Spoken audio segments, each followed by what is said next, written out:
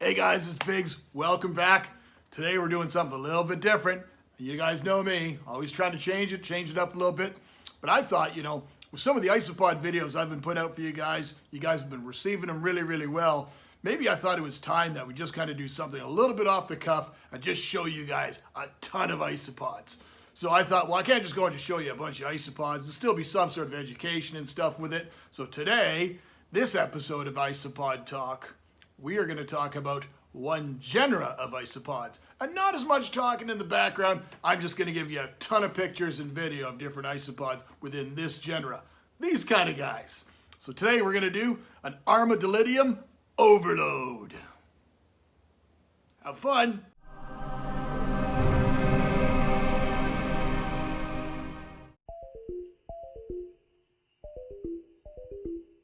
Another one of the outstanding Armadillidium klugii variants.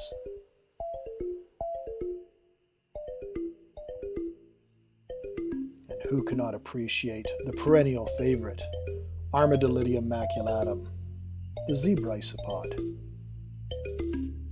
Probably one of the easiest ones and ideal ones to start with.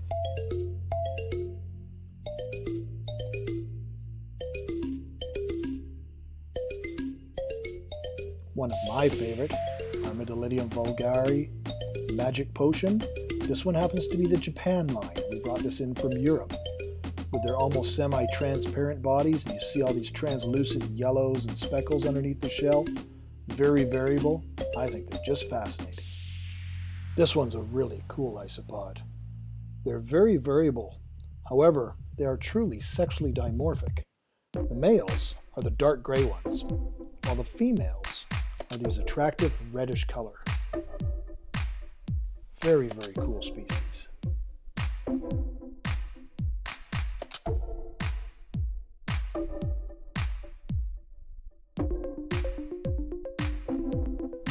Armadillidium granulatum is an exceptionally prolific species for me. I don't have a lot of adults, but I have tons of mankai growing up of many different stages. The always classic Armadillidium klugii Dubrovnik, a perennial favorite, one of the clown isopods. Easier to tell apart from the more often seen Montenegro, as Dubrovnik has 3 rows of white dots, versus Montenegro will have the center line being yellow.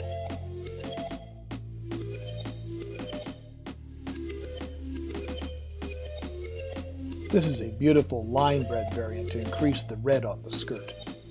A great addition to an already highly coveted species.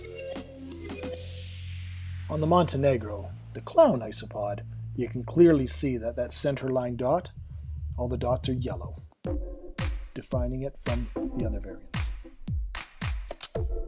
Beautiful species.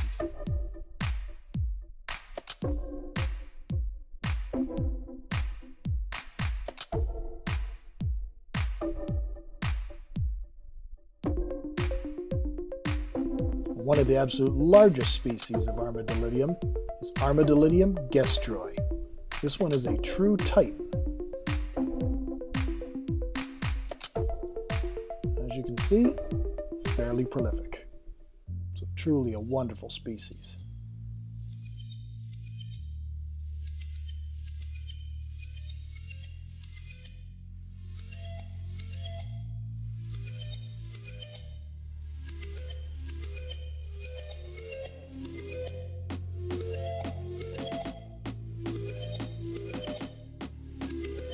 Another beautiful species, not commonly kept as well as some of the other clown isopods, is Armadillidium werneri, easily characterized by 5 rows of spots instead of 3.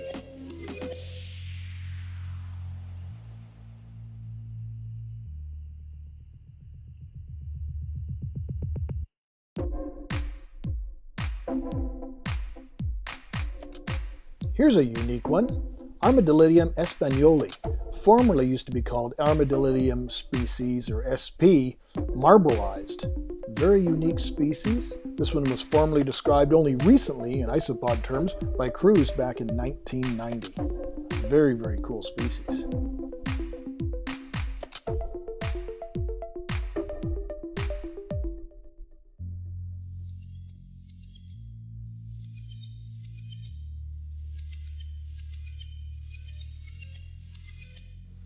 This one is sold in the trade as Armadillidium species albino. This is a perfect example of, what is it? Nobody knows. This is where a lot more work needs to be done on these fascinating little creatures. Isopods are all over the world, and they need a bit more attention on the scientific community to figure out what we're dealing with, what we've got. Let's get some names for these things, some proper names.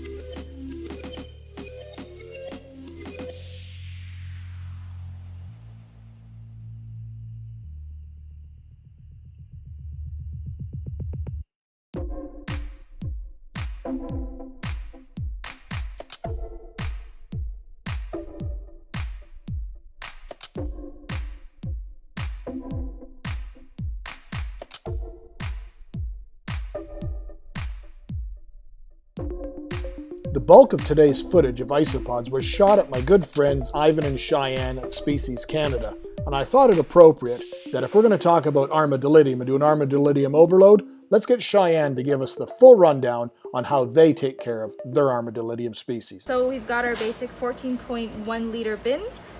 We've got 3 holes cut for ventilation. We usually put the holes on the first half of the bin.